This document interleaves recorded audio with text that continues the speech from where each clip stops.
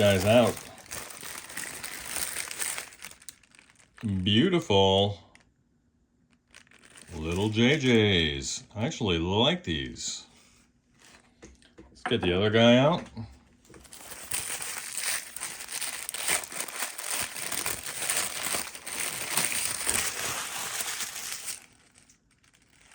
There we go, here's the other guy. We'll get these guys socketed up, and let's do our initial power on under the current limited supply. And we're back. Let's get her going. Again, current limited supply. Let's see where these guys end up.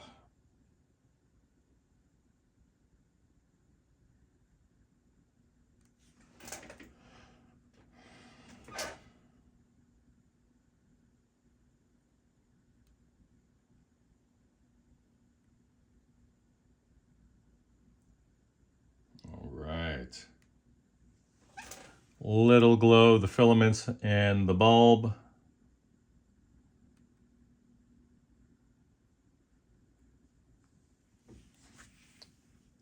Let's go full power. I like it. You gotta like when these guys are more closely matched. The other ones were off by a bit, but it actually makes it a little more interesting because then you have a little more harmonic content. So sometimes unbalancing these can have a subtle difference that just adds a little flavor.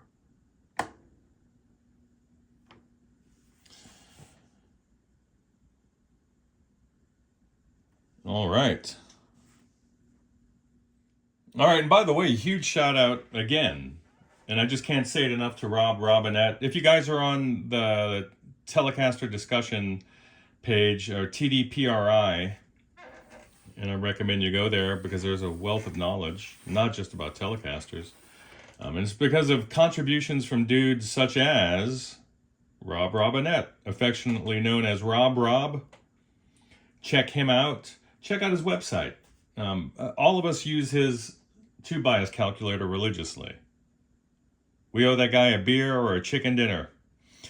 At any rate, 450-ish plate volts. I want to see around 30 milliamps of current.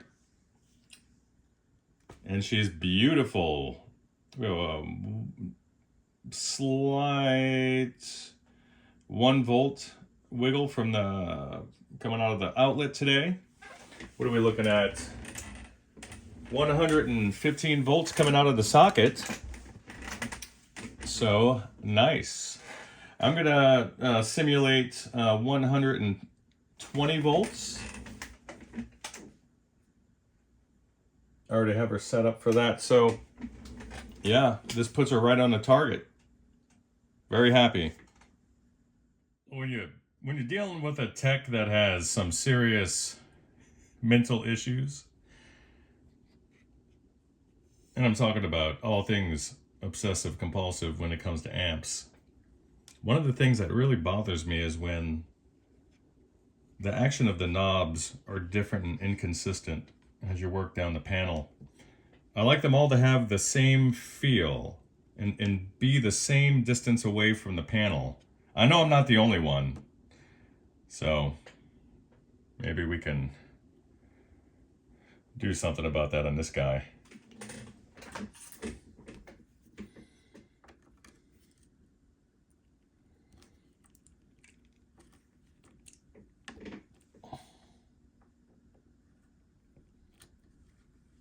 There we go.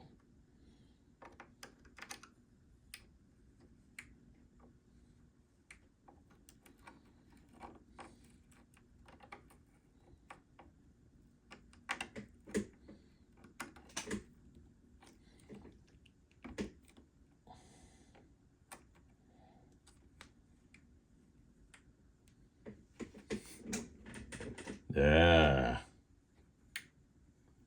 Now we're talking.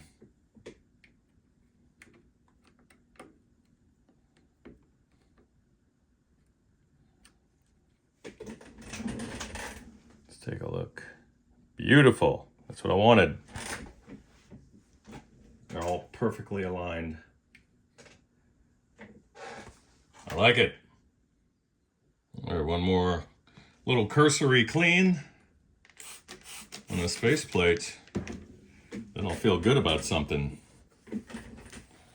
feel good about something today, you know.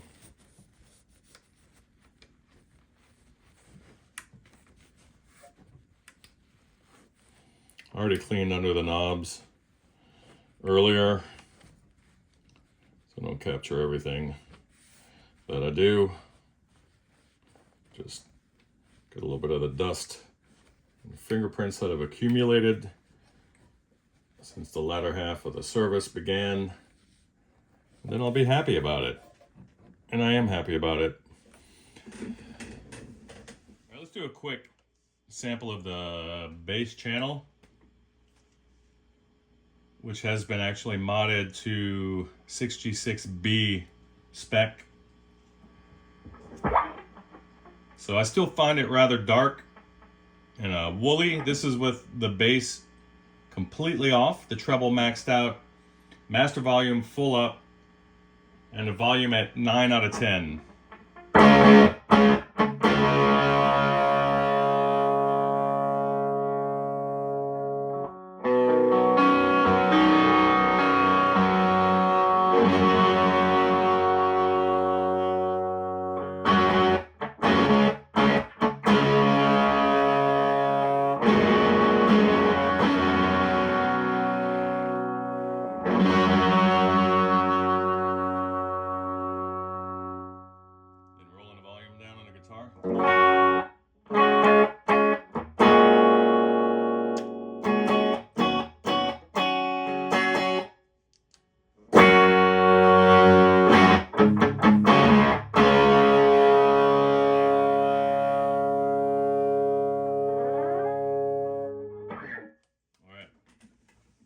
Check out the normal channel. The background noise is completely gone. So let's see. Let's roll up the presence a little bit more. Oh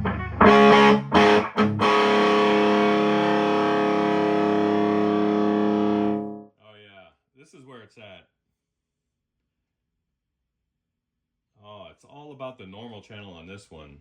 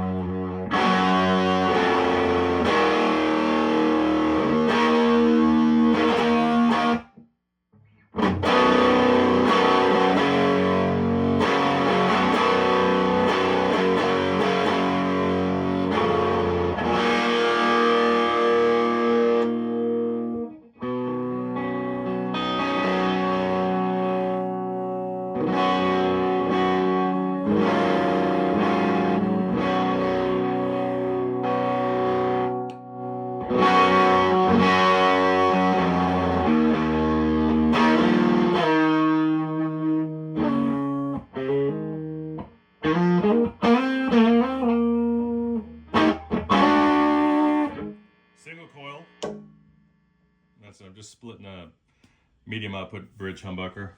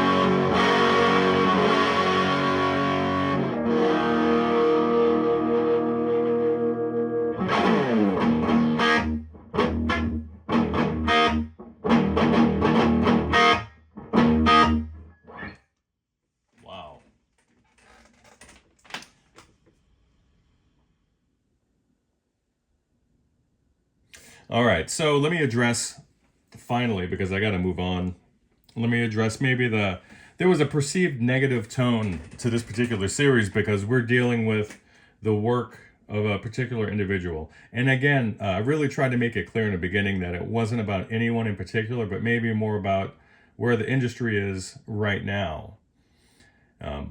Times are hard for all of us. And guess what?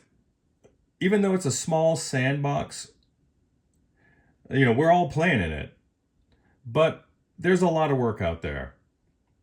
So I have nothing negative to say about anyone in particular in the industry. Everyone, including myself, we're all capable of putting out quality work.